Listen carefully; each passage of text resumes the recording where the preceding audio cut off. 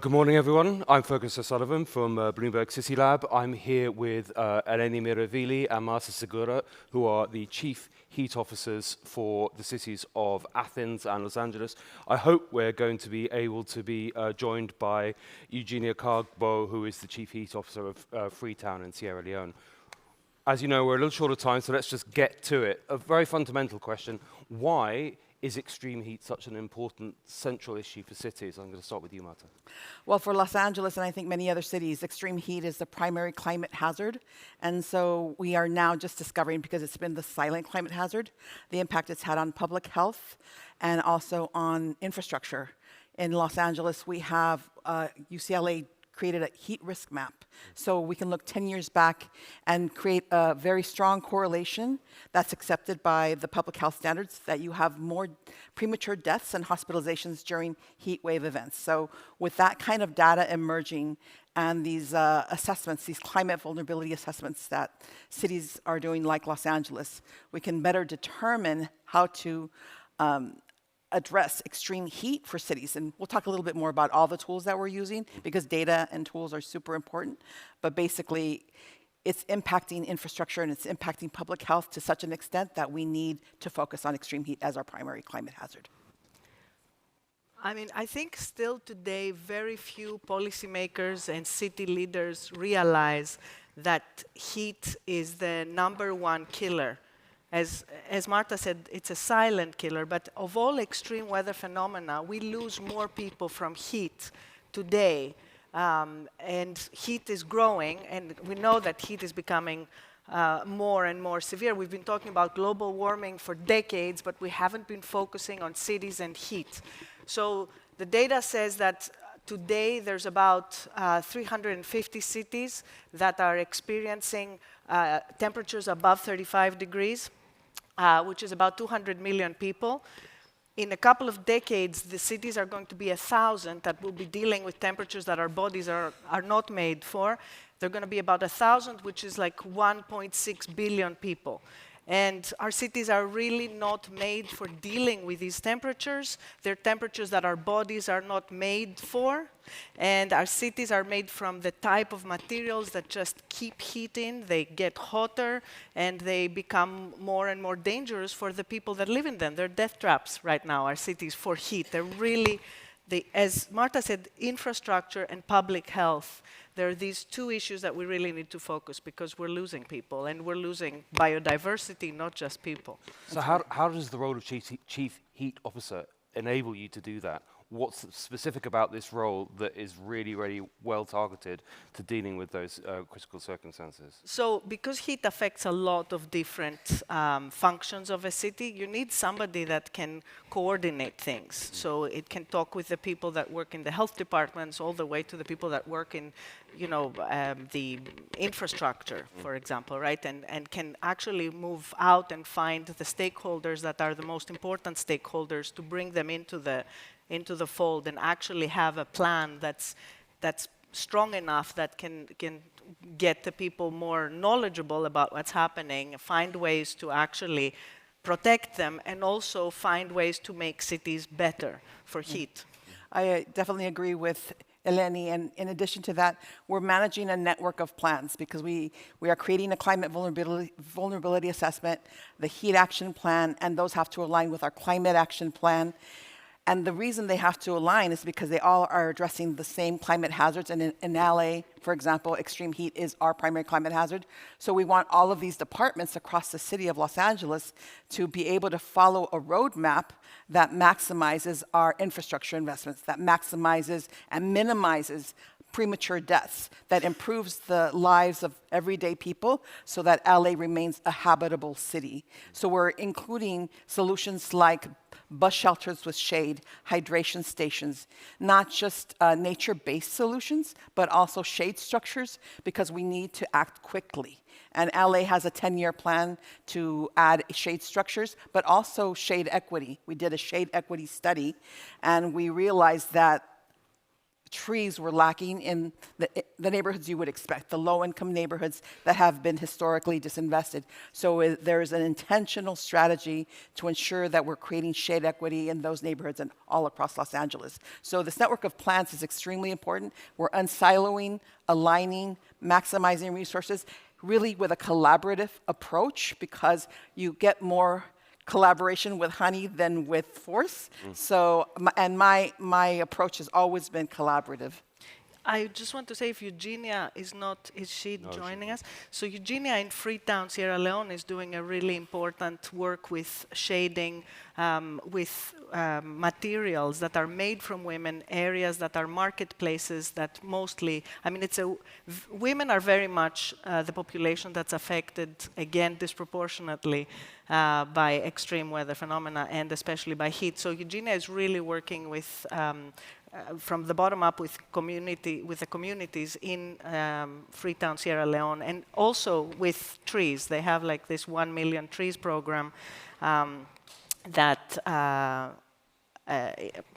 is investment to make the Freetown into Tree Town, as Mayor Aki Sawyer talks about. And so the other thing that I wanted to add is that it's all of us. There were this group of chief heat officers, which are 1 or 2 per continent. We're 7 now, and so we are also talking a lot with each other. We are figuring out what each of us is doing, what kind of tools we can share, what kind of approaches, what kind of funding we can figure out, working with the Archrock Resilience Center to help us with these kinds of things. So, there's something I want to pick up with you there, because you mentioned something very important, that this is an environmental issue, but it's also a social issue, and that it tends to be disadvantaged communities all everywhere. cities. The most affected. So you mentioned increasing shading in low-income areas. Right. Can you give some other examples of? Of course. So in Los Angeles and California, we're very lucky that we have a tool called the CalEnviro Screen, and it has indicators for social inequities, not just environmental inequities, but it also measures pollution burden. So in Los Angeles, we've actually determined who are the top 10% most pollution burden communities that have social inequity issues. And it correlates really well with lack of open space, lack of new infrastructure, lack of jobs, lack of green jobs for sure.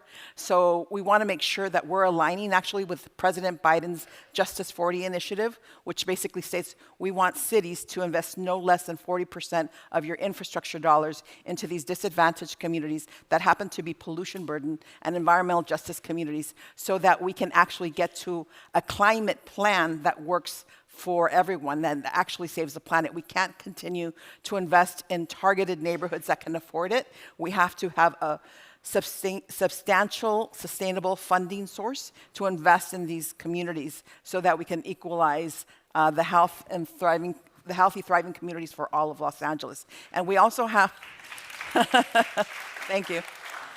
We also have a social equity index in Los Angeles that we're going to launch.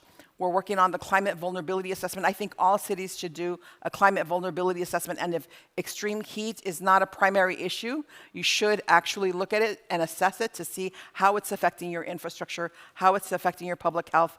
In Los Angeles, again, I want to say UCLA's work was able to demonstrate to us that we were really not recognizing that extreme heat, when we had these heat waves, was affecting these communities. And also the heat waves are now longer in duration, increasing in frequency, now from June to mid-November, and then they come back in February and March. So we have a heat season now, not just a summertime where we have some heat waves, and which means that bodies don't recover, which exposes people more to heat injury. That's right. Because we're a little bit tight. I want to go on to, obviously, what you're all trying to do is prepare your cities for these extreme periods of extreme heat that are only going to become greater. Right. What does that preparedness look like, and what are your criteria for being prepared? I'd start with both of you, really. But so the way that I kind of figured out how to approach the whole thing is to think of it in 3 different pillars. And the first pillar is awareness raising. And what we're doing in Athens and in Athens and Seville and 4 cities in the States, we're piloting for the first time these, which I think is one of the things that we can do, which is really a game changer, is to categorize heat waves, which is something we haven't done up to now. And categorizing heat waves and naming them can really make a very big difference in how people understand them and understand how dangerous they are, because the type of categorizations that we're doing actually brings in the risk, the health risk. So it's not just meteorological data. We put in health data or mortality data to make sure that each category actually talks specifically about how dangerous each event will be. But other things can fit under the awareness category. Then we have the second category in my mind is the preparedness, as you said, which is like, how do you make sure that during heat waves you protect the most vulnerable populations? So that's, you have to figure out, as Marta said, where is your vulnerability in the city? As she said, almost in every city in the world, the neighborhoods and the areas that are the least socioeconomically viable are the ones that are the most vulnerable to extreme heat on all weather events, all extreme weather phenomena. Yeah. So we really have to focus there, yeah. And make sure that you have people checking on people, like the social fabric and how different neighborhoods can actually support each other is probably the most important thing. So you have to make sure that you feed that kind of capacity in neighborhoods, along with other issues that, apps and early warning systems and a whole series of things like where people can go, maps to facilitate these. I mean, there's a whole slew of things that cities are doing already to make sure that they protect the most vulnerable during heat waves. And the final pillar is that we have to redesign our cities and bring much more nature into them, get rid of cars, and which is a very big, it's the big fight that the mayors have to do. They have to fight with the cars, and it takes a lot of guts to do it, I know, but we have to get rid of cars, bring a lot of nature in the cities to lower temperatures, and bring water elements to the surface, and permeable surfaces and different other materials and technologies that can lower surfaces. And the way we build buildings and think of energy, think of mitigation together with adaptation. We can't keep keeping them separate. We have to put them together. And so buildings, when you do energy upgrades, you have to do thermal upgrades as well, which is a little bit extra. Shading, trees, et cetera, and I'll stop. So I'll give a couple of examples. One surprise I had, because I am LA's climate director as well, and then I was recently designated chief heat officer. What I realized, now that I'm working closely with the emergency management department, is they have a whole emergency operations system in place, but it wasn't revolving around climate and definitely not revolving around extreme heat. So we're shifting the paradigm about how we address these incidents through the emergency response protocol at the City of LA, and that would not have happened had we not had a chief heat officer, because climate and the emergency management department were just not connecting, and now they're connecting at every level, and we're preparing, because we can anticipate a heat wave, and so we were preparing in advance. Do we have the fire power? Do we have the police power? Do we have the public works power? But more than anything, I'm putting public health at the top of the assessment so we can then allocate the resources to the vulnerable communities that I was mentioning earlier. So that's an example of how being a chief heat officer is different than being a climate director, because we're forced to be in each other's spaces, and that's a very good thing, right? And I was going to talk a little bit more about the urban heat island and the heat dome, but I think we're running out of time. Sorry. Yeah. Yes. Yeah. There's zero time. I personally could talk all afternoon. Sorry, yeah, no, we've been at zero for quite a while, unfortunately. But feel free to reach out to us. Yes. Yes. Thank you so much.